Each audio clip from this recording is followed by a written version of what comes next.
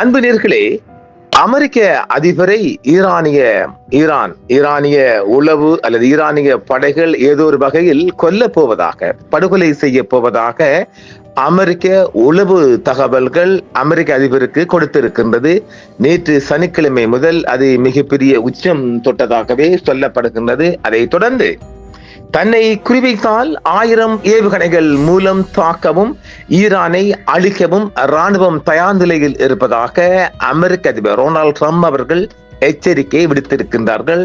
அந்த எச்சரிக்கையை தொடர்ந்து IRGC கடற்படை அமெரிக்க பிராந்திய தலையீட்டை நிறுத்தும் வரை ஹார்முஸ் ஜலசந்தி மூடப்பட்டிருக்கும் என்று இன்று ஞாயிற்றுக்கிழமை முதல் ஜலசந்தி மூடப்பட்டிருக்கின்றது. இன்று முதல் எந்த ஒரு கப்பலும் ஜலசந்தியில் IRGCயின் அனுமதியின்றி பயணிக்க முடியாத நிலை ஏற்பட்டிருக்கின்றது.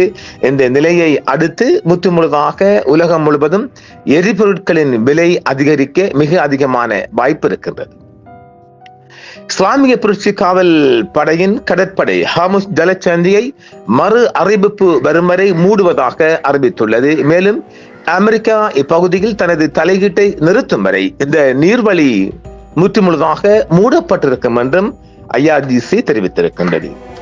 நேற்று வெளியிடப்பட்ட ஒரு அறிக்கையில் வெளிநாட்டு சக்திகளின் சட்டவிரோத தலையீட்டால் ஏற்பட்ட பாதுகாப்பு சூழலை கருத்தில் கொண்டு இந்த நடவடிக்கை எடுக்கப்பட்டுள்ளதாக IRGC கடற்படை தெரிவித்துள்ளது.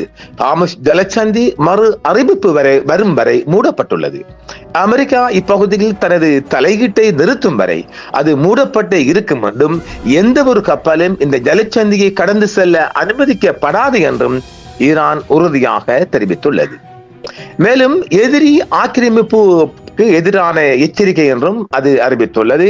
நீர்வழி பாதை மூடப்பட்டதை அடுத்து ஒரு சாக்காக கொண்டு இஸ்லாமிய குடியரசுக்கு எதிராக எந்த ஒரு கூடுதல் இராணுவ ஆக்கிரமிப்பையும் மேற்கொள்ள வேண்டாம் என IRGC கடற்படை எச்சரித்துள்ளது. இந்த நீர்வழி பாதை மூடப்படுவதற்கு எதிரியே காரணமாக அமைந்துள்ளது என்றும் ஈரான் தெரிவித்துள்ளது. ஆக்கிரமிப்பு செய்யும் எதிரி தானே ஏற்படுத்திய இந்த நிகழ்வை எங்களுக்கு எதிராக மற்றொரு ஆக்கிரமிப்பு செயலை செய்வதற்கான ஒரு சாக்காக பயன்படுத்தினால் அதற்கு வலுவான பதிலடி கொடுக்கப்படும் என்றும் மேலும் இப்பகுதியில் உள்ள கூடுதல் எதிரி தளங்கள் குறிவைக்கப்படும் என்றும் ஈரான் எச்சரிக்கை விடுத்துள்ளது. அதன் விளைவுகளுக்காக பொறுப்பு அமெரிக்கா, ஆஸ்திரேலிய ஆட்சி மற்றும் ஈரானுக்கு எதிரான மீறல்களுக்காக பயன்படுத்தப்படும் இராணுவ வசதிகளை கொண்டுள்ள நாடுகளையே சாரும் என்றும் அது மேலும் தெரிவித்துள்ளது. முன்னதாக பல கப்பல்கள் நீர்வழி பாதை வழியாக செல்வது குறித்து அதன் அறிவுறுத்தல்களை புறக்கணித்ததால் ஒரு கப்பலை நோக்கி எச்சரிக்கையாக சுட வேண்டிய கட்டாயம் ஏற்பட்டுள்ளதாகவும் IRGC தெரிவித்துள்ளது. அத்துமீறி நுழைந்த கப்பல் சம்பந்தப்பட்ட சம்பவத்தை விவரித்த அந்த படை கப்பல் அதன் உள்ளக அமைப்புகளை அணைத்து விட்டதால் கடல்சார் பாதுகாப்பிற்கு அச்சுறுத்தலாக இருந்தது என்றும் கூறுகிறது.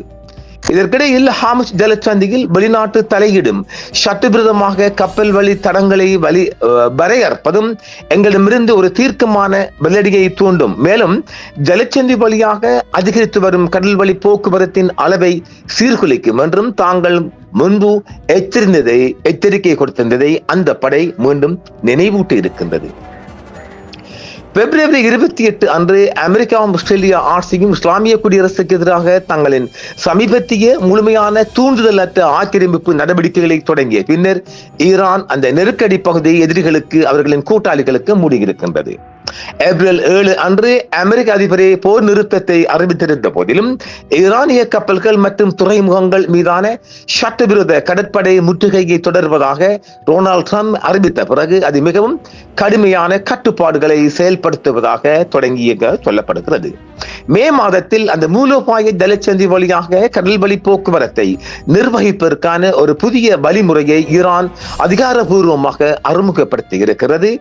ஈரானிய அதிகாரிகளுடன் தங்களின் நிலுவையில் உள்ள பயணங்களை ஒருங்கிணைக்க மறுப்பதற்கும் தெஹ்ரானால் வரையறுக்கப்பட்ட மேற்பார்வை மேலாண்மை மண்டலத்தை தவிர வேறு வழிகளை பயன்படுத்துவதற்கும் எதிராக இஸ்லாமிய குடியரசு கப்பல்களை எச்சரிக்கை செய்துள்ளது.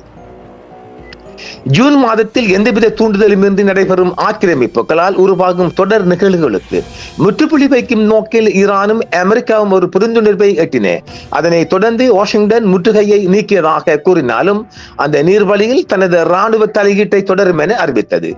அமெரிக்க அதிபர் டொனால்ட் ட்ரம்ப் வெள்ளிக்கிழமை அன்று தெஹ்ரான் தன்னை கொல்ல முயற்சித்தால் ஈரானை தாக்குவதற்காக 1000 ஏவுகணைகள் தயார் நிலையில் இருப்பதாக கூறியிருக்கின்றார். மேலும் ஈரானின் சதித்திட்டம் குறித்து உளவுத்துறை அறிக்கைகளை தொடர்ந்து இஸ்லாமிய குடியரசை முற்றிலுமாக அழிப்பதற்கு ராணுவம் தயாராக இருப்பதாகவும் தெரிவித்திருக்கின்றார்.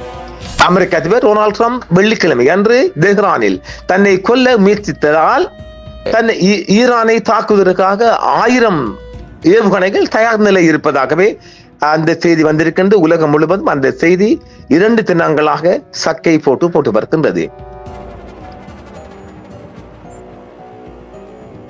இஸ்லாமிய குடியரசை முற்றிலுமாக அளிப்பதற்கான உத்தரவுகள் ஏற்கனவே பிறப்பிக்கப்பட்டு விட்டதாகவும் அவர் அறிவித்திருக்கின்றார். ட்ரூத் சோசியல் தளத்தில் எழுதிய ட்ரம்ப், ஈரானிய அரசாங்கம் உலகின் பல மூலைகளிலும் அறிவிக்கப்பட்டுள்ள அமெரிக்காவின் தற்போதைய ஜனாதிபதியை என்னை படுகொலை செய்வோம் அல்லது படுகொலை செய்ய முயற்சிப்போம் என்ற தனது அச்சுறுத்தலை செயல்படுத்தினால் 1000 ஏவுகணைகள் தயார் நிலையில் வைக்கப்பட்டு ஈரான் இஸ்லாமிய குடியரசை நோக்கி குறிவைக்கப்பட்டுள்ளது. மேலும் ஆயிரக்கணக்கான ஏவுகணைகள் உடனடியாக தொடரும் என்றும் அவர் குறிப்பிட்டிருக்கின்றார். ஏற்கனவே உத்தரவுகள் பிறப்பிக்கப்பட்டுள்ள என்றும் அமெரிக்க ராணுவம் 1 வருட காலத்திற்கு நீட்டிக்கப்பட வாய்ப்புள்ளது என்றும் ஈரானின் அனைத்து பகுதிகளையும் முற்றிலுமாக அழித்தொழிக்க தயாராகவும் விருப்பத்துடனும் திறனுடனும் உள்ளது என்றும் அவர் மேலும் கூறியிருக்கின்றார். தெஹ்ரான் கோரிய பேச்சுவார்த்தைகளை தொடர வாஷிங்டன் ஒப்புக்கொண்ட போதிலும் ஈரானுடனான போர் நிறுத்தம் முடிந்துவிட்டது என்று ட்ரம்ப் அறிவித்ததை தொடர்ந்து இந்த கருத்துக்கள் வெளியாகியிருக்கின்றது. படுகொலை சதி திட்டம் குறித்து உளவு தகவல் கிடைத்துள்ளதாகவும் வால் ஸ்ட்ரீட் ஜேர்னல் அறிக்கைகளின்படி ட்ரம்ப் கொலை செய்ய ஈரான் ஒரு புதிய திட்டத்தை வகுத்துள்ளது என்பதை குறிக்கும் உளவு தகவலை இஸ்ரேல் சமீபத்திய அமெரிக்காவுடன் பகிர்ந்து கொண்டது என்றும் வாஷிங்டனுக்கும் தெஹ்ரானுக்கும் இடையே பதட்டம் நீடிப்பதால் கூறப்படும் இந்த சதி திட்டம் வெள்ளை மாளிகையின் கடுமையான விமர்சனங்களுக்கு வழிவகுத்திருக்கின்றது. இது ஈரான் உண்மையிலே இந்த மாதிரி ஒரு திட்டத்தை வைத்திருக்க வாய்ப்பில்லை என்று நான் பார்க்கிறேன். அது தேவையும் இல்லை என்றும் பார்க்கிறேன்.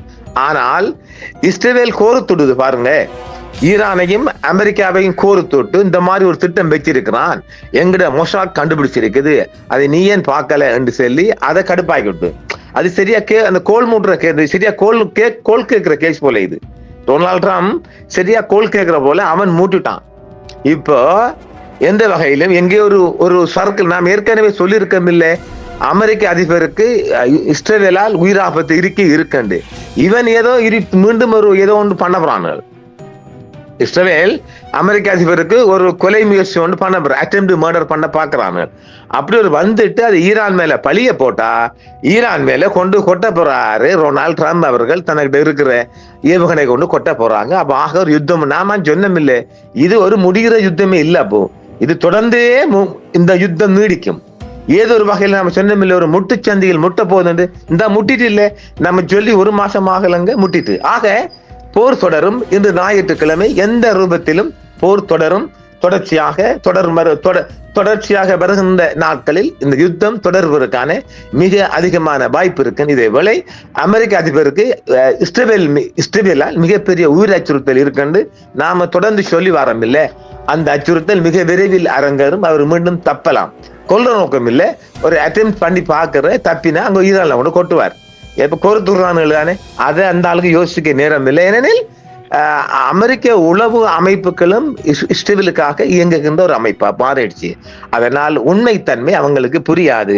போலிக்கு பின்னால அலைவாங்கள் பார்க்கலாம். மற்றும் ஒரு காணொளியில் நன்றி. என்றும் உங்களுடன் சன்ரைஸ் இந்தியா டிவி சப்ஸ்கிரைப் பண்ணுங்கள், பெல் பட்டனையும் கிளிக் செய்யுங்கள். உங்கள் ஆதரவே எங்கள் சேவை. ஆதரவு தாருங்கள், அரவணைப்போம். மறக்காம சர்ப்ரைஸ் பண்ணுங்க. தேங்க்யூ.